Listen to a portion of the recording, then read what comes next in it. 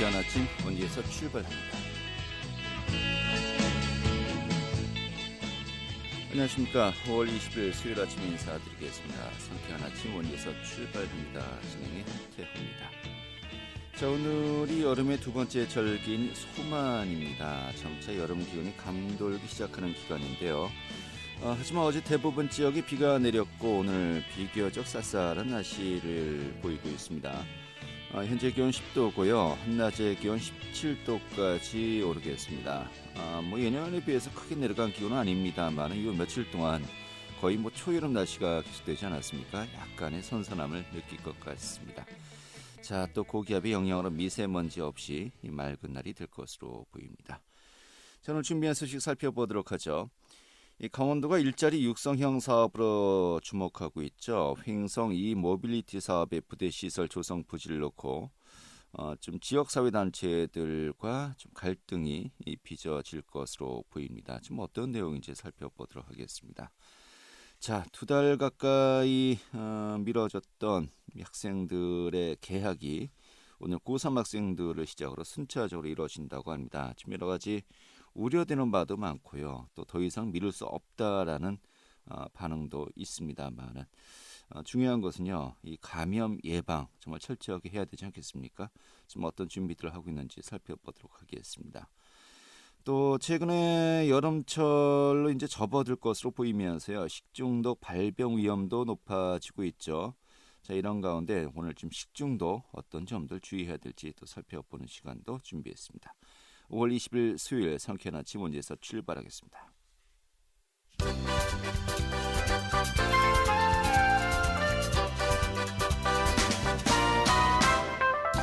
오늘의 주요 뉴스입니다. 강원도에서도 오늘부터 학생들의 등교가 시작되었습니다. 이번 등교 개학 대상은 고등학교 3학년과 일부 작은 학교 46곳입니다. 올해 등교 수업이 시작되는 것은 79일 만이고 다른 학생들은 다음 달 8일까지 순차적으로 학년별로 등교를 시작합니다. 강원도교육청은 각 학교 실정에 맞게 등하교 시간과 급식 시간을 차별화하도록 권고하고 있습니다.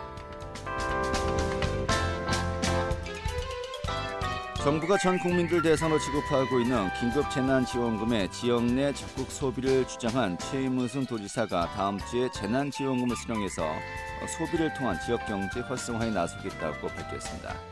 앞서 최 지사는 긴급재난지원금으로 이 지역경제 살리기 캠페인을 개최하는 등 지역경제 활동을 독려하고 있습니다. 국내 주요 대형 병원인 삼성 서울병원에서 의료진 4명이 코로나19 확진 판정을 받았습니다. 이 방역당국과 서울시는 신속 대응팀을 현장에 급파해 CCTV를 정밀 분석하는 등 역학조사를 진행하고 있습니다. 삼성 서울병원은 확진된 간호사들이 수술에 참여하는 구역을 포함해서 본관 3층에 수술실 25개 전체를 폐쇄하고 병원 시설에 대한 긴급 방역 조치를 마쳤다고 밝혔습니다. 오늘의 주요 뉴스였습니다.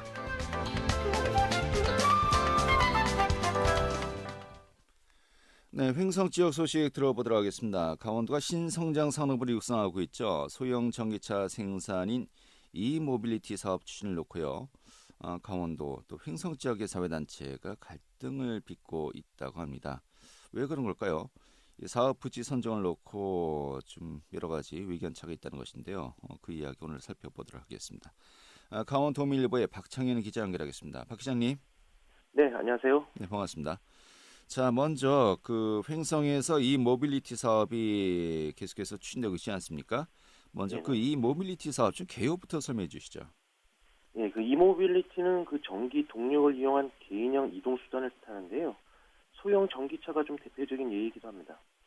강원도와 횡성구는 지난해 3월 강원형 일자리의 새로운 모델로 전기차 생산 업체인 디피코와 협약을 맺고요. 초소형 전기화물차 생산을 추진해 왔습니다. 기업은 기술력을 바탕으로 차량을 생산하고요. 자치단체는 행재정 지원과 우수 인력 공급, 제품 우선 구매를 통해서 일자리를 창출하는 상생협력 모델입니다. 이를 위해서 강원도는 횡성 우천산업단지 인근을 이모빌리티 규제 자유 특구로 지정했고요. 올해 중 차량 생산과 함께 디피코를 비롯한 차량 부품업체 9개사의 본사와 공장을 행성으로 이전하는 방안을 추진하고 있습니다. 네. 어떻게 보면은 그 미래 산업에 가장 또 중추적인 역할을 하는 것이 바로 이 전기 자동차 관련 산업이 아닌가 싶습니다만은 이것을 또 횡성에서 적극적으로 육성하겠다는 거 아니겠습니까? 그동안 이 사업이 어떻게 추진되어 왔었죠? 예, 당초 사업 일정을 좀 보면요. 지난해 연말까지 1톤 규모의 초소형 완성차를 100대가량 선보일 예정이었는데요. 아직 이달 현재까지 인증 절차가 좀 늦어지면서 5월 하반기나 돼야 가능할 것으로 예측이 됩니다. 네. 현재 행성 우촌산업단지에 생산 공장이 들어서서 차량 조립을 시작했는데요. 아직은 주력업체인 디피코 이외에 8개 협력 부품업체의 이전은 가시화되지 않고 있어서 이 사업의 본 취지인 일자리 창출에 이르기까지는 보다 시간이 걸릴 것으로 보입니다. 그 강원도와 디피코 업체는 현재 차량 생산을 위한 의무 절차인 국토교통부의 인증 절차를 이달 중으로 최종 승인받은 다음에요.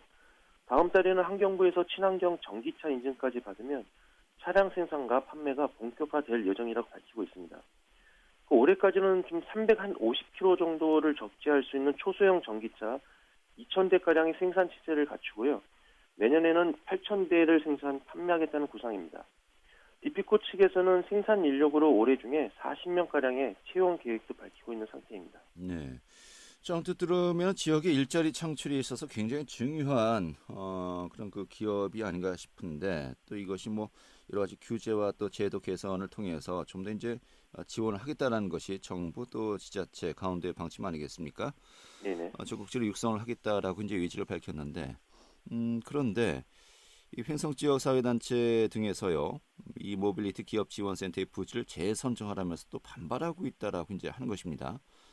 먼저 이 모빌리티 기업 지원센터 이게 어떤 기능을 이제 설치하겠다는 겁니까? 예, 이모빌리티 기업 지원 센터는요. 완성차를 생산했을 경우에 좀 주행 시험을 하거나요. 차량 생산에 필요한 각종 장치나 부품들의 인증을 위한 시설입니다.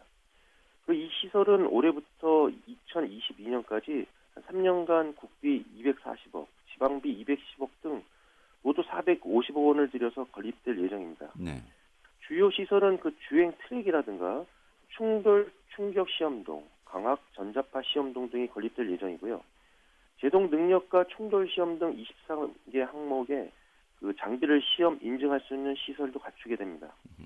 그 강원도는 이 시설을 이모빌리티 사업을 추진 중인 행성에 건립키로 하고요. 산업통상자원부 공모에 신청을 한 상태입니다. 네. 저희는 시설들이 들어서면요 현재 그 예정 유치 예정인 들어오는 것은 이제 확정된 디피코만이 아니고요. 이 관련 다른 업체들 또 다른 그 자동차 전기 자동차 관련 업체들도 속속 유치가 가능한 거 아니겠습니까?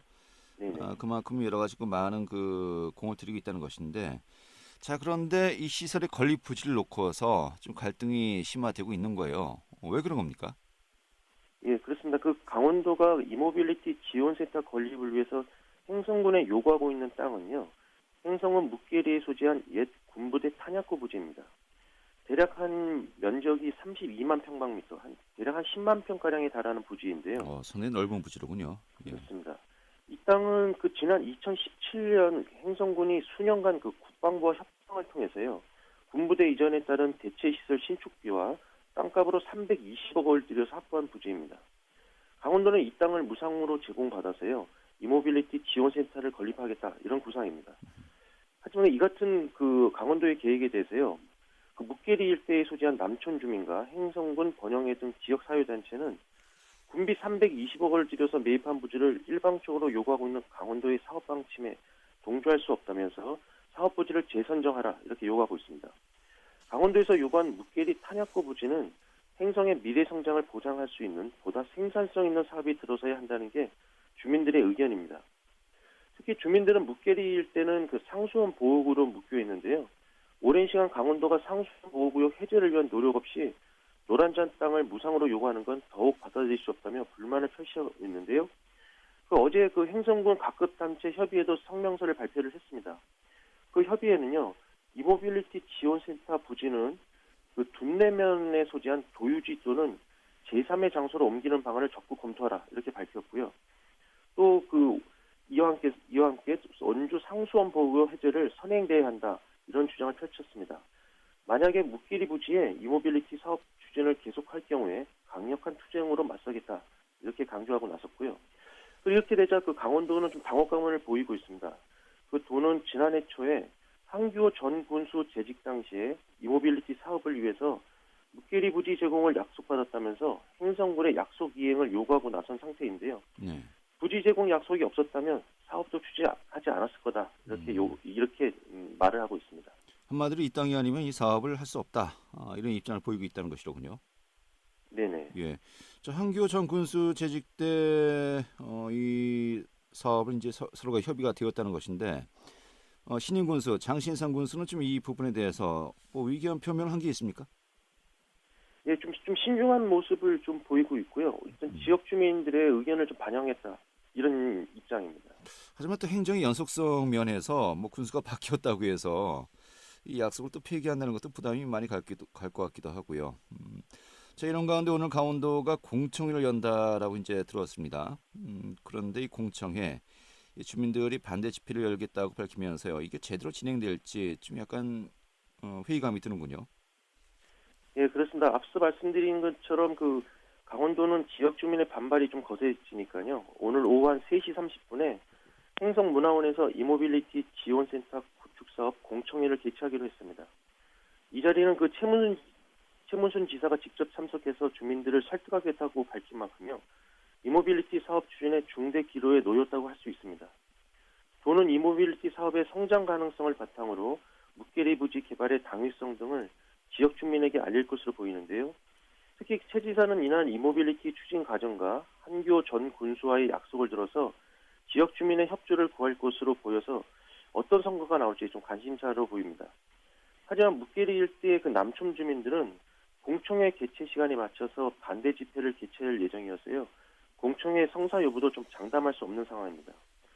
이들 주민들은 그 최 지사가 지역사회 수건 사업인 상수원 보호구역 해제는 외면한 채 사업 성과를 확신할 수 없는 이모빌리티 부대 시설을 위해서 행성의 노란자 땅을 지속적으로 요구하고 있다면서요. 전 국민의 힘을 모아서 막아내겠다 이런 입장을 보이고 있어서요. 규칙가 주목이 됩니다. 네. 자, 주민들 입장에서는 이 해당 부지에 좀 더 다른 시설들이 들어설 것을 요구하고 있는 거 아니겠습니까? 그렇다면 구체적으로 뭐 어떠한 시설이 들어설 것을 좀 요구하거나 또 이야기하고 있는 겁니까? 아직은 구체적인 그런 거는 나온 것은 아니고요. 예. 이 행성군이 이제 장신상 군수가 새로 들어왔으니까는 빨리 새로운 사업을 뭐 영구 용역이라든가 이걸 통해서 합정하자 이런 내용이고 산업단지라든가 상수원 보호구역 해제 이것이 먼저다 이렇게 요구하고 있습니다. 그럼 장기간 또 이게 좀 논의가 또 공전될 수 있겠군요. 알겠습니다. 그렇습니다. 자, 이런 가운데 또 강원도에서는 사실 이 사업이 강원도 대형 프로젝트 중 하나였습니다. 하지만 부대 시설을 놓고서 갈등이 지속되면요. 사업 추진 일정에도 차질이 예상되는데 좀 어떻게 전망이 가능할까요? 예, 지금의 좀 갈등을 좀 보면요. 이모빌리티 지원센터 건립을 둘러싸고 그 강원도와 행성지의 갈등은 좀 무엇보다도 좀 이모빌리티 사업에 대한 확신이 떨어진다는 게 가장 큰 문제인 것 같습니다. 사업 추진도 좀 더디게 가고 있기 때문에 주민 입장에서는 불안감을 좀 떨칠 수 없다 이런 것이고요. 네. 그 묵계리 건립 예정지가 그 땅의 가치를 좀 넘어서 이모빌리티 사업 가치가 이 지역사회의 내면에 좀 깔린 불안정한 인식입니다. 네.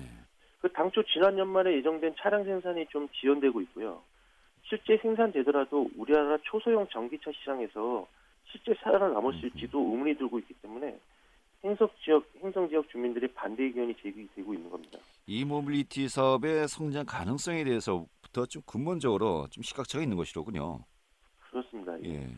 그렇기 때문에 좀 무엇보다 이 장밋빛 이런 청사진과 달리 만약에 이모빌리티 사업이 좀 정상 궤도에 올라서지 못할 경우에 그 10만 평에 달하는 그 묵계리 부지뿐만 아니라 행성의 장기 발전 전략에도 좀 차질을 빚을 수 있기 때문에 신중할 수밖에 없는 상황인 겁니다.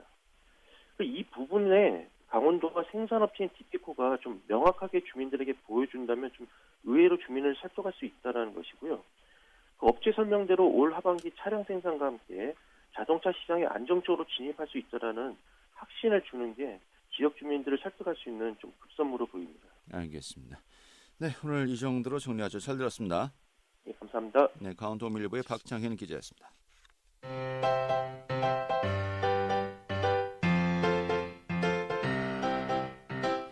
KBS 원주방송국이 유튜브 다시 듣기 서비스를 실시합니다. 매일 아침 강원 영서남부권의 뉴스와 정보를 전해드리는 상쾌한 아침 원주에서 출발합니다는 KBS 원주라디오 유튜브 채널을 통해 다시 들을 수 있습니다.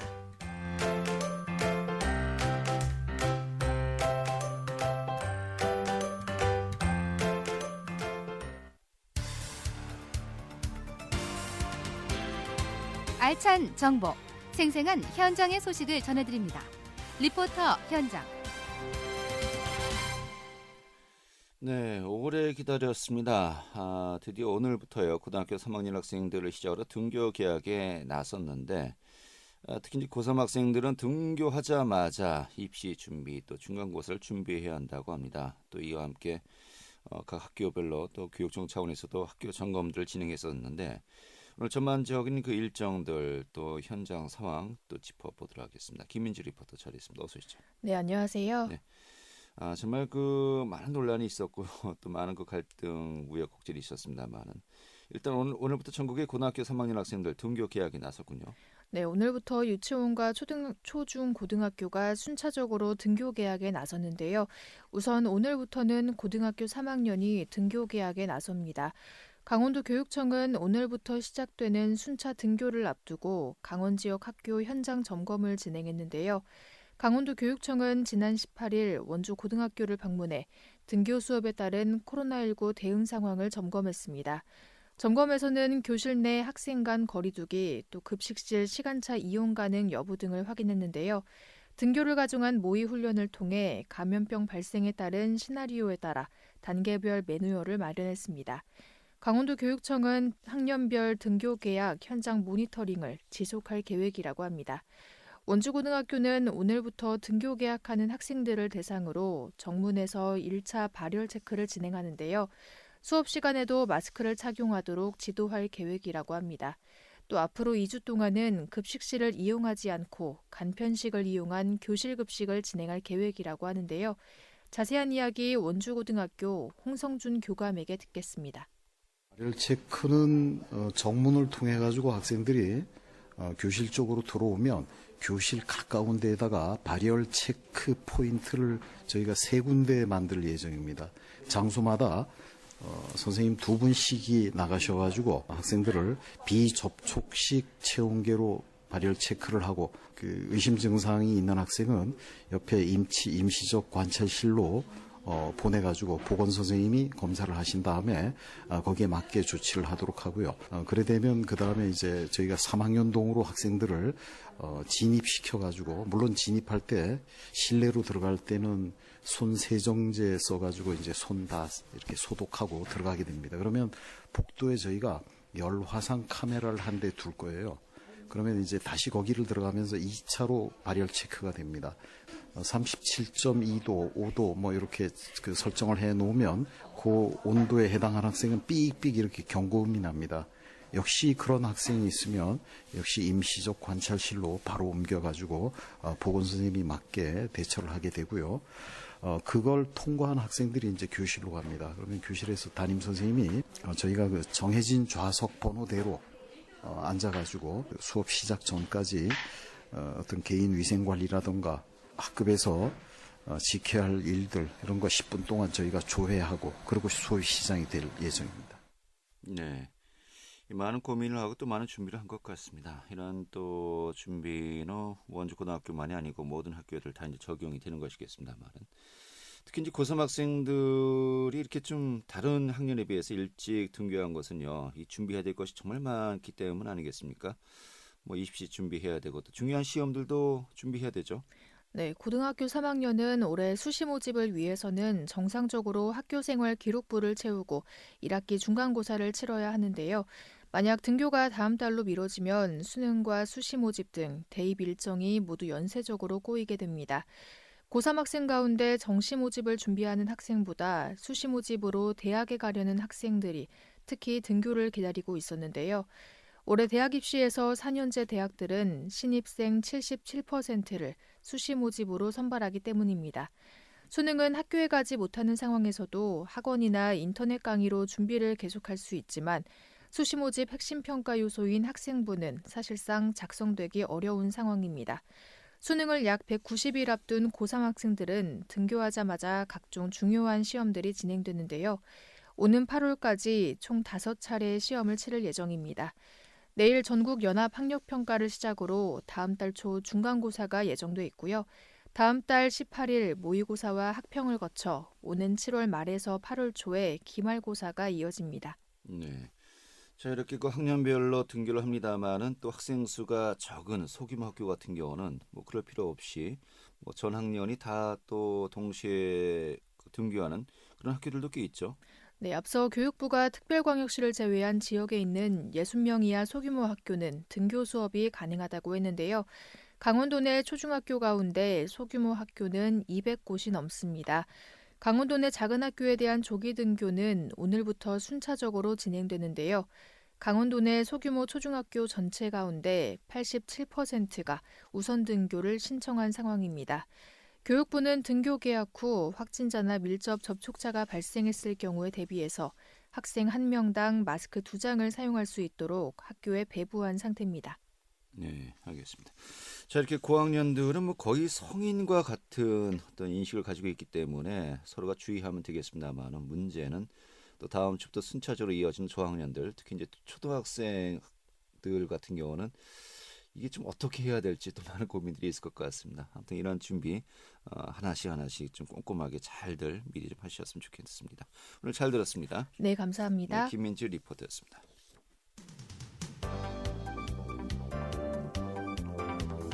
생생한 현장, 유익한 생활 정보를 전해드리겠습니다. KBS 원주라디오 상쾌한 아침 원주에서 출발합니다를 함께하고 있습니다. 네, 오늘은 비교적 선선합니다만은 요 며칠은 정말 초여름 날씨를 보였었죠. 여름이 빠르게 다가오고 있습니다. 자, 이런 가운데 강원보건환경연구원이요, 최근에 기온이 오르면서 식중독 발병 위험이 높아졌다고 주의를 당부하고 있습니다. 좀 미리미리 또 식중독 예방 대책에 대해서 오늘 또 점검해 보도록 하겠습니다. 강원보건환경연구원 감염역학과의 이문주 과장 연결하겠습니다. 과장님. 네, 안녕하세요. 예, 반갑습니다. 네. 지난해에도 강원도에서 식중독 발병이 사례 건수가 많이 있었습니까? 예, 좀 많이 있었습니다.